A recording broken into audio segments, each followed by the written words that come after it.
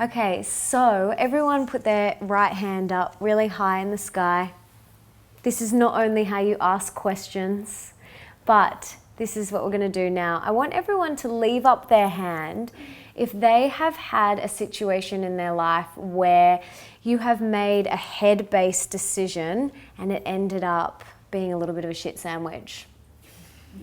Great. Everyone's had one of those situations. Okay, leave your hand up if you have made a decision in the past from your heart and you didn't really necessarily know logically why, but you did it and it ended up being the perfect situation.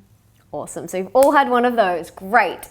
Okay, leave your hand up if you would like to learn tonight how to live more of a heart-based life, how to really cultivate a heart-centered life. Awesome. You're all in the right place. Beautiful. So tonight I want to talk to you about how to live more from your heart, how to live more of a heart-centered life. Because ultimately, this is what we're here for. We're here to live in alignment with our truth, which is love. And for many years ago for me, I didn't really know that heart-based living was even an option because I did everything from my head. Everything. I had no idea that you could make decisions from your heart because I wasn't taught that in school. So everything that I did was very calculated and logical and structured. So from the work that I did, it was all calculated. From the people I surrounded myself with, you know, what I did at the gym, what I ate, everything came from here. Nothing came from here. And for those of you who know my story, it wasn't until I hit rock bottom in 2010 and ended up in hospital that I really had to look at the way that I was living my life.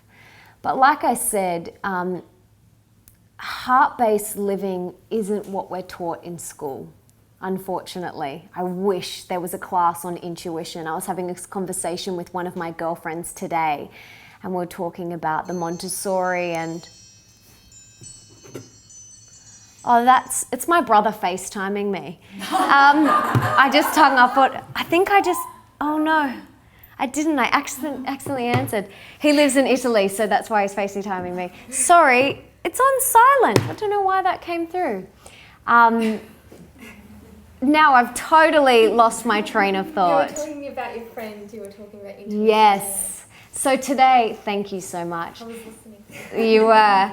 So today I was having a chat with one of my girlfriends and we were talking about the Montessori and Steiner approaches and how they really encourage intuition and connecting with your heart and making decisions from that place. And I just think that should be in every school.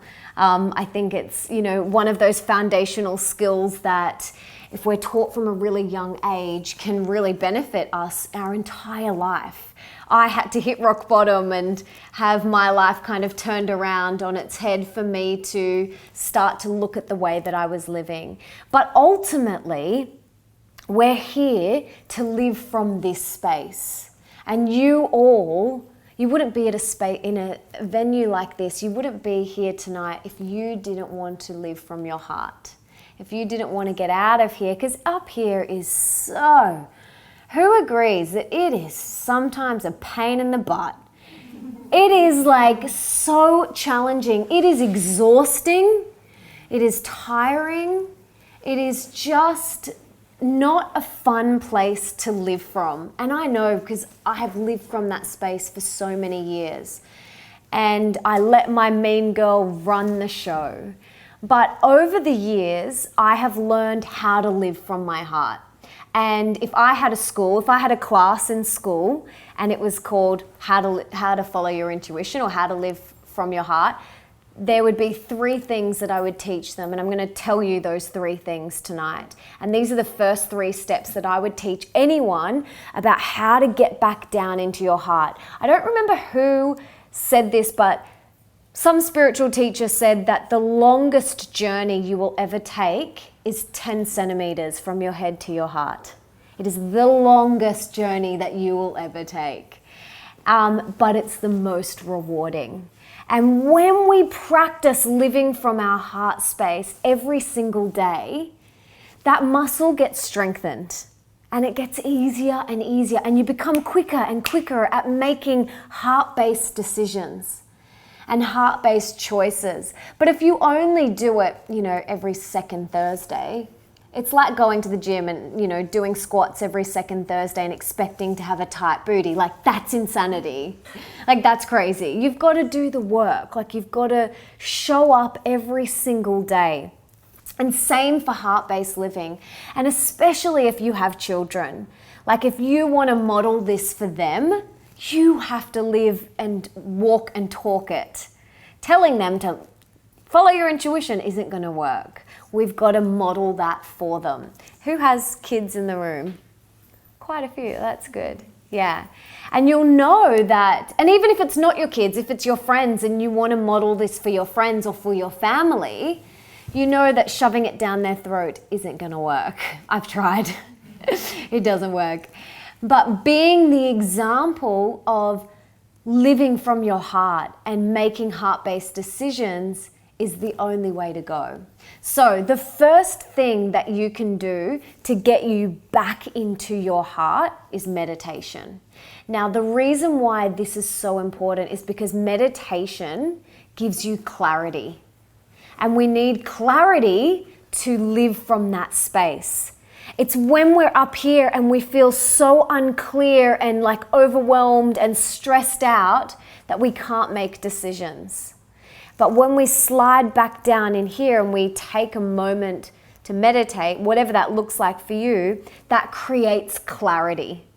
So this is why we have to cultivate some form of meditation practice. Now, I'm very conscious, like I don't want to shove this down people's throat, but I do bark on and on about it all the time. And the reason being is because it saved my life and it changed my life. And I'm not saying you all have to go out and do the same form of meditation practice that I do. I meditate twice a day for 20 minutes in the morning and 20 minutes in the afternoon. And I love it. I look forward to it.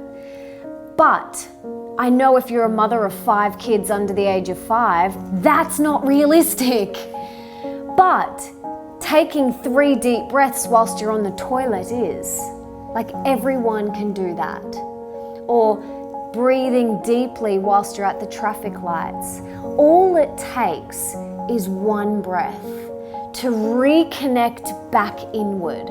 Because most of us are living so much out here.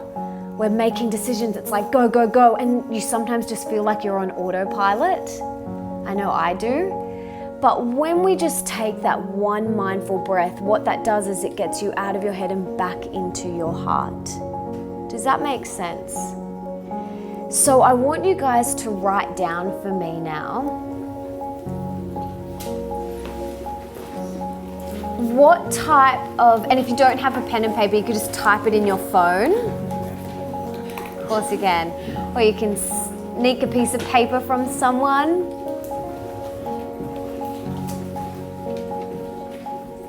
But I want you to write down first off that meditation is the first step, and how you are going to implement this into your life. If you already have some sort of practice, how can you upgrade it?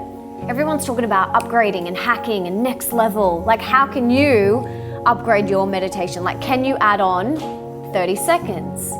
Or what are you going to do to connect inward on a daily basis? Maybe it's, right, all I can commit to is just 3 breaths before I get out of bed. That's it. I've got 17 children. It's all I can commit to. God help you if you had 17 children. Because there is no easy solution. There's no quick fix. There's no quick pill or potion. If you want to really strengthen your intuition and live a more heart-centered life, making decisions from here, living from here as opposed to here, we've got to do the exercises. We've got to go to the gym. We've got to do the squats.